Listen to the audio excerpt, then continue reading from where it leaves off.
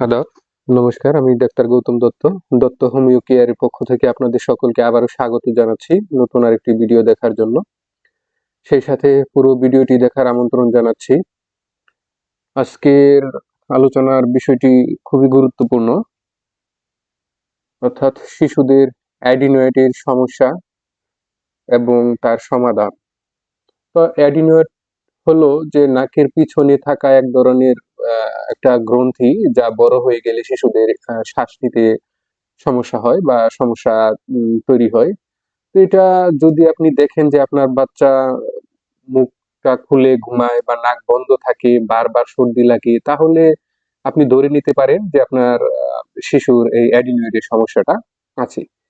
তো এই অ্যাডিনোয়েড গ্ল্যান্ড বা অ্যাডিনোয়েড সমস্যাটা অন্যান্য প্যাথিতে যখন আপনি যাবেন, তারা এটাকে একটা বয়বৃত্তি বলবে এবং তাদের যে যে সমস্যাটার কথা প্রথমে বলবে যে অ্যাডিনোয়েড গ্ল্যান্ডটা বড় হয়ে গেলে শিশু শ্বাস নিতে পারবে না, তো সেক্ষেত্রে সার্জারি বা অপারেশন করার কথাই তারা বেশিরভাগ বলবে। আমি বলবো ভয় নয়, সমাধান আছে। হোমিওপ্যাথিতে যদি আপনি সঠিক মেডিসিন যদি পান বা সেবন করান, তাহলে এই অপারেশনের কথা ভাবতে হবে না। আশা করছি আপনি দ্রুত সময়ের ভিতরে আপনার এই সমস্যাটা সমাধান করতে পারবেন। তো এই অ্যাডিনোয়েড গ্ল্যান্ডটা যে কি কারণে হয় সাধারণত, এই প্রধান কারণগুলো আমি এখানে উপস্থাপন করেছি। তো অ্যাডিনোয়েডের প্রধান কারণের ভিতরে হচ্ছে ঘন ঘন সর্দি লাগা বা ঠান্ডা লাগা, এটা হচ্ছে একটা কারণ। ২ নাম্বার কারণ হচ্ছে যে টনসিল বড় হয়ে যাওয়া, অর্থাৎ টনসিলের সাথে অ্যাডিনোয়েড গ্ল্যান্ডের একটা সমস্যা আছে। টনসিল এবং অ্যাডিনোয়েড গ্ল্যান্ড একত্রেও হতে পারে, এবং যদি অ্যালার্জির সমস্যা থাকে সেক্ষেত্রেও অ্যাডিনোয়েড গ্ল্যান্ড হতে পারে। এছাড়া বংশগত কিছু কারণও আছে। ফ্ল্যাবি বা ফ্যাটি বা অবিসিটি পার্সন যারা আছে, তাদের ছেলে মেয়েদের ক্ষেত্রে এরকম হতে পারে। এরপরে পরিবেশ একটা দূষণ আছে, এনভায়রনমেন্টাল একটা বিষয় আছে। এরপরে রোগ প্রতিরোধ ক্ষমতাটা যদি কম থাকে কোনো কারণবশত, সেক্ষেত্রেও এই ইমিউনো সিস্টেমটা যদি দুর্বল থাকে, তো সেক্ষেত্রেও এই অ্যাডিনয়েডস এর সমস্যা হতে পারে।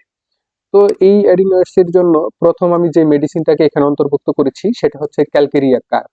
তো ক্যালকেরিয়া কার্বটা হচ্ছে মূলত একটা শীত কাতরের একটা মেডিসিন, এবং রুগী যদি আমরা দেখি যে রুগীর আচরণগত দিক বা তার গাঠনিক দিক যদি দেখি, যে নরম স্পঞ্জি এবং নড়াচড়া করে এই ধরনের যদি টিউমার থাকে সেগুলোর ক্ষেত্রে কাজ করে, সাথে সাথে যদি অ্যাডিনোয়েড গ্ল্যান্ড থাকে এবং মেদপূর্ণ এবং থলথলে মাংস সম্বল, অর্থাৎ বাচ্চা বা শিশুটা কিছুটা মোটা বা থলথলে প্রকৃতির যদি থাকে, তো ক্যালকেরিয়া কার্বকে আমরা বিবেচনা করি এটা হচ্ছে এই ক্ষেত্রে বেস্ট মেডিসিন। যাদের পায়ের পাতাগুলো চটচটে এবং ঠান্ডা থাকে, অর্থাৎ পায়ের পাতাগুলো ঠান্ডা থাকে এবং চটচটে একটা ভাব থাকে, মাথা থেকে প্রচুর ঘাম হয় এবং সেই ঘামের ক্ষেত্রে দেখা যায় যে শিশু ঘুমাতে গেলেও বালিশ ঘামে ভিজে যায়, বিশেষ করে গরমের সময়। কিন্তু ঘামটা তার প্রফিউস ঘাম থাকে, এবং ডিমটা শিশুর খুবই পছন্দের একটা খাবার থাকে ডিম, কিন্তু দুধটা সে সহ্য করতে পারবে না বা দুধটা সে খায় না। এই ধরনের লক্ষণ যদি আমরা পাই, আমরা ক্যালকেরিয়া কার্বটা বিবেচনা করতে পারি। তার জিভটা যদি দেখি, জিভে শুষ্কতা এবং টক স্বাদ থাকে, অনিদ্রা এবং মৃত ব্যক্তির স্বপ্ন দেখি। আহ, এবার দেখি যে ক্যালকেরিয়া কার্বের সেবন বিধি কিভাবে এটা খাবেন। আপনি 200 থেকে 1 এম শক্তি, অর্থাৎ 1000 শক্তি প্রতিদিন 2 ফোঁটা করে আধা কাপ ঠান্ডা পানিতে মিশিয়ে খাবার 30 মিনিট আগে 1 থেকে 2 বার খেতে পারেন। যদি দেখেন যে 1 সপ্তাহ, 2 সপ্তাহ বা 1 মাস খানি খাওয়ার পরেই উপকার হচ্ছে বা ভালো বোধ হচ্ছে বা গ্ল্যান্ডটা কমে গেছে, এই ধরনের ভাব বুঝছেন, তা এক্ষেত্রেই ওষুধটা বন্ধ করে দিতে হবে। এবার কমন এবং খুবই জনপ্রিয় একটা ওষুধ এই অ্যাডিনোয়েড গ্ল্যান্ডের ক্ষেত্রে, সেটা হচ্ছে অ্যাগ্রাফেন। তো এই অ্যাডিনোয়েডের জন্য ব্যবহৃত সবচেয়ে জনপ্রিয় ঔষধ হচ্ছে এই এগ্রাফ। তো রুগীর প্রচুর পরিমাণে প্রচুর যে পরিষ্কার স্লেম্বা নির্গত হয়, এই স্লেম্বাটা যে নাক, এই কারণে নাকটা বন্ধ থাকে এবং মুখ দিয়ে শ্বাস নিতে হয়, এবং কানের যে অ্যাডিনোয়েড গ্ল্যান্ডটা মূলত হচ্ছে কানের এবং চোয়াল যে আছে এই অংশের ভিতরে বড় হয়ে যাওয়ার কারণে কানের শ্রবণ শক্তিটাও তার কমে যায়। যদি এরূপ লক্ষণ থাকে, তাহলে আমরা অবশ্যই এগ্রাফ অ্যানটাকে আমরা বিবেচনা করব। তো এটা কিভাবে খাবো? এই শ্রবণ শক্তি হচ্ছে 30 এবং 200 শক্তি প্রতিদিন 2 ফোঁটা করে আধা কাপ ঠান্ডা পানিতে মিশিয়ে খাবার 30 মিনিট আগে 2 থেকে 3 বার খেতে হবে। একই কথা এখানেও, যে উপকার হলেই ওষুধ সেবন বন্ধ করে দিতে হবে। এবার তৃতীয় যে মেডিসিনটা আলোচনা করছি সেটা হচ্ছে খুবই পরিচিত একটা ঔষধ, যে আমরা টিউমার হলেই, আচিল হলেই যে কমন সাধারণত ওষুধটা ব্যবহার করি সেটা হচ্ছে থোজা অক্সিডেন্টালিস্ট, অর্থাৎ থোজা। তো এটা হচ্ছে মূলত একটা সাইকোটিক দোষযুক্ত স্লেভা প্রধান ধাতু এবং কালো বর্ণের মেদবহুল যে রোগী থাকে তাদের ক্ষেত্রে এটা বেশি ব্যবহার করা হয়।